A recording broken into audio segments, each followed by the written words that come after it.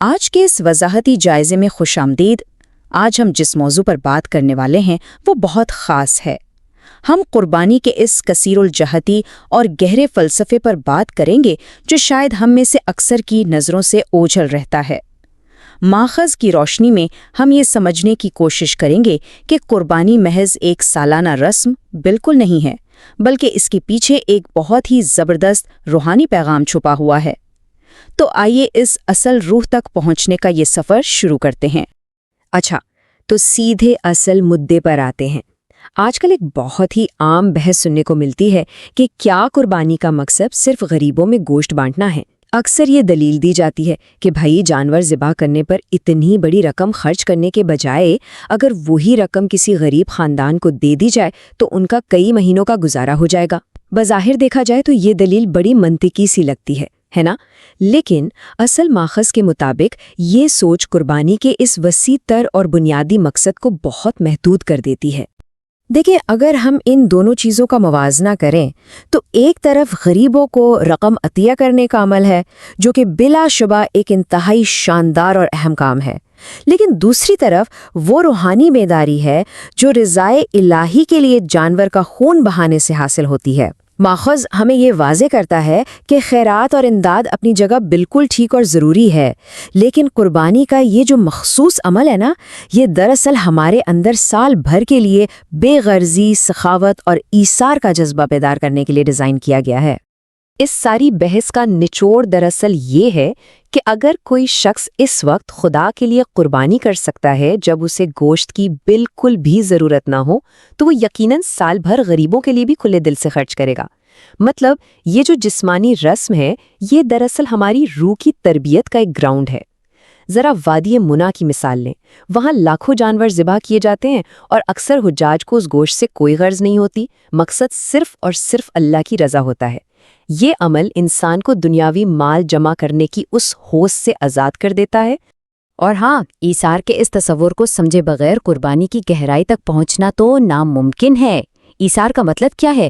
ایثار کا مطلب ہے اپنی خواہشات پر دوسروں کی ضروریات اور سب سے بڑھ کر خالق کے احکامات کو ترجیح دینا۔ ماخذ کے مطابق اسلام محض کسی ایک دن کے عمل یا رسم کا نام نہیں ہے، بلکہ یہ ایثار اور قربانی کی ایک مسلسل کیفیت کا نام ہے۔ قدم قدم پر اپنی مرضی کو چھوڑنا اور حکم الہی کے سامنے سر تسلیم خم کرنا در حقیقت اسی قربانی کا ہماری روزمرہ زندگی میں عملی مظاہرہ ہے۔ آئیے ذرا تاریخ کے اوراق پلٹ کر دیکھتے ہیں کہ یہ سارا سلسلہ آگے کیسے بڑھتا ہے۔ حضرت ابراہیم علیہ السلام کی زندگی پر نظر ڈالیں تو وہ عظیم آزمائشوں سے بھری پڑی ہے۔ جوانی میں نمرود کی دہکتی ہوئی آگ کا سامنا، 87 سال کی عمر میں اولاد نصیب ہوئی تو انہیں ایک بے آب و گیا صحرا میں چھوڑنے کا وہ انتہائی کٹھن حکم، اور پھر 100 سال کی عمر میں سب سے بڑی اور حتمی آزمائش، اپنے اسی چہیتے بیٹے کی قربانی کا حکم۔ یہاں غور کرنے والی بات یہ ہے کہ یہ حتمی آزمائش اچانک آسمان سے نہیں ٹپکی تھی، بلکہ ایک پوری زندگی کی کٹھن آزمائشوں کے بعد آئی تھی۔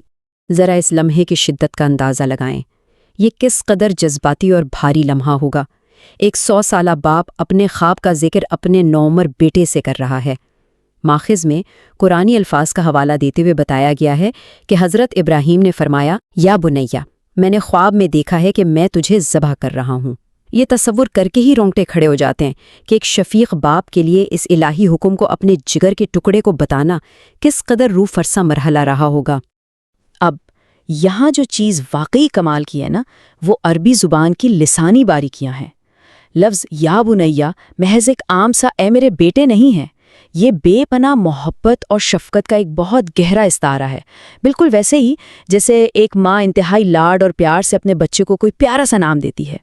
تو ایک طرف محبت کا یہ ٹھاٹھے مارتا سمندر ہے اور دوسری طرف گلے پر چھری پھیرنے کا وہ انتہائی سخت حکم۔ ان دونوں چیزوں کا جو تضاد ہے وہ اس واقعے کو اور بھی زیادہ پر اثر بنا دیتا ہے۔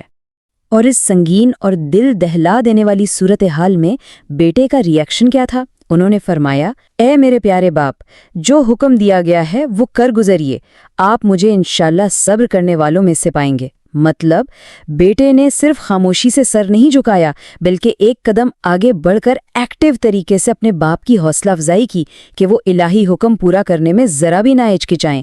یہ ایک بہترین تربیت اور کامل یقین کا منہ بولتا ثبوت تھا۔ دیکھیں، یہیں سے ہمیں اسلام کی وہ حقیقی اور پریکٹیکل تعریف ملتی ہے جو ماخذ میں بتائی گئی ہے۔ اسلام کا لفظ اسلمہ سے نکلا ہے، جس کا سیدھا سا مطلب ہے اپنی منمانی اور ذاتی خواہشات کو چھوڑ کر بالکل رضاکارانہ طور پر خود کو الہی حکم کے حوالے کر دینا۔ جب باپ ذبح کرنے پر اور بیٹا ذبح ہونے پر پوری طرح راضی ہو گئے تو یہ وہ عین لمحہ تھا جس نے اسلام کے حقیقی معنی کو ہمارے سامنے لا کھڑا کیا۔ یہ کوئی رسم نہیں تھی، یہ اپنی مرضی کو مکمل طور پر اللہ کے سپرد کر دینے کا مقام تھا۔ پھر وادی منا میں وہ عروج کا لمحہ آتا ہے۔ باپ نے اس عمل کی شدت کو برداشت کرنے کے لیے اپنی آنکھوں پر پٹی باندھ لی، چھری پوری طاقت کے ساتھ گردن پر پھیری گئی۔ لیکن پھر ایک ایسا معجزہ ہوا جس نے سب بدل دیا۔ کائنات گویا اس لمحے دم سادے کھڑی تھی۔ آسمان اور فرشتے اس بے مثال عقیدت کو دیکھ کر حیران تھے، اور وہ تیز دھاڑ چھری اللہ کے حکم سے اپنا کام کرنے سے یعنی کاٹنے سے بالکل انکاری ہو گئی۔ پھر خدائی مداخلت کا وہ خوبصورت مرحلہ آیا۔ جب آنکھوں سے پٹی کھولی گئی تو منظر بالکل بدل چکا تھا۔ بیٹے کی جگہ ایک مینڈھا ذبح شدہ پڑا تھا اور حضرت اسماعیل صحیح سلامت مسکراتے ہوئے حضرت جبریل امین کے پاس کھڑے تھے۔ اس معجزے نے ہمیشہ کے لیے ثابت کر دیا کہ بھئی یہ آزمائش کبھی بھی بیٹے کی جان لینے کے لیے تھی ہی نہیں، یہ تو دل کی آمادگی، سچے یقین اور خدا کی رضا کے لیے اپنا سب کچھ قربان کر دینے کی نیت کا ایک بہت بڑا امتحان تھا۔ اور کیا آپ جانتے ہیں کہ اس حیرت انگیز لمحے کے الفاظ آج تک تکبیر کی صورت میں ہمارے درمیان زندہ ہیں؟ جب حضرت ابراہیم نے بیٹے کو سلامت اور مینڈھے کو ذبح پایا تو وہ بے سختہ پکار اٹھے، اللہ اکبر۔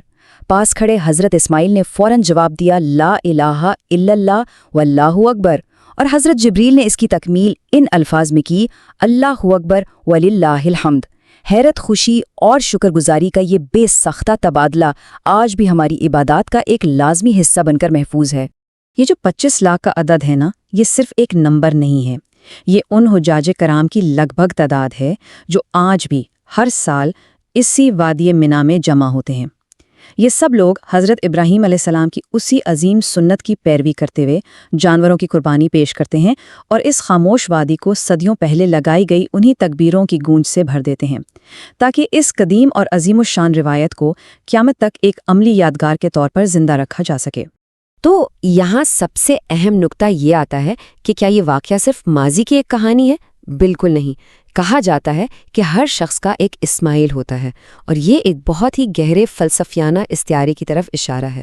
ماخذ کا بنیادی پیغام یہی ہے کہ یہ صرف ہسٹری کا ایک چیپٹر نہیں ہے، بلکہ ہماری آج کی زندگی کے لیے ایک زندہ استعارہ ہے۔ یہ ہمیں اپنے اندر جھانکنے اور اپنی ترجیحات کو پرکھنے کا ایک زبردست موقع دیتا ہے۔ اب سوال یہ پیدا ہوتا ہے کہ آج کے اس جدید دور میں ایک اسماعیل سے کیا مراد ہو سکتی ہے؟ یہ ہماری وہ دنیاوی خواہشات ہو سکتی ہیں جن کی جڑیں ہمارے دلوں میں بہت گہری ہیں، یہ دولت کے پیچھے اندھا دھند بھاگنا ہو سکتا ہے، ہمارے ذاتی انا و تکبر ہو سکتا ہے، یا پھر مرتبے اور طاقت کا جنون۔ سچی روحانیات ہم سے یہ ڈیمانڈ کرتی ہے کہ جو چیز بھی خالق کی محبت اور احکامات کے راستے میں آئے اس کی گردن پر روحانی طور پر چھری رکھ دی جائے۔ یہاں ہمیں یہ بالکل کلیئر ہو جاتا ہے کہ سچی روحانی قربت کا اصل تقاضا کیا ہے۔ اس کے لیے ہمیں ان تمام دنیاوی وابستگیوں کو قربان کرنا پڑتا ہے جو ہماری حتمی عقیدت کے راستے میں رکاوٹ بنتی ہیں۔ یہ صدیوں پرانی رسم دراصل آج کے انسان کی اندرونی اور نفسیاتی کشمکش پر قابو پانے کا ایک مکمل بلو پرنٹ ہے۔ اس کا سیدھا سا مقصد یہ ہے کہ انسان ہر وقت خوش دلی سے اپنی سب سے عزیز چیز کو بلند تر مقاصد کے لیے قربان کرنے کے لیے تیار رہے۔ اس وضاحتی جائزے کو ختم کرنے سے پہلے ایک سوال جو ہم سب کو خود سے ضرور پوچھنا چاہیے، آج کے اس دور میں ہماری وہ کون سی دنیاوی وابستگی، دولت یا انا ہے جو اس اسماعیل کی نمائندگی کرتی ہے، جسے روحانی طور پر قربان کرنے کی ہمیں سب سے زیادہ ضرورت ہے؟ یاد رکھیے، یہ جانوروں کی قربانی سے کہیں بڑھ کر انسان کے اپنے اندر کی قربانی کا تقاضا ہے۔ اس گہرے اور غور طلب سوال کے ساتھ ماخذ پر مبنی آج کا یہ سفر اپنے اختتام کو پہنچتا ہے۔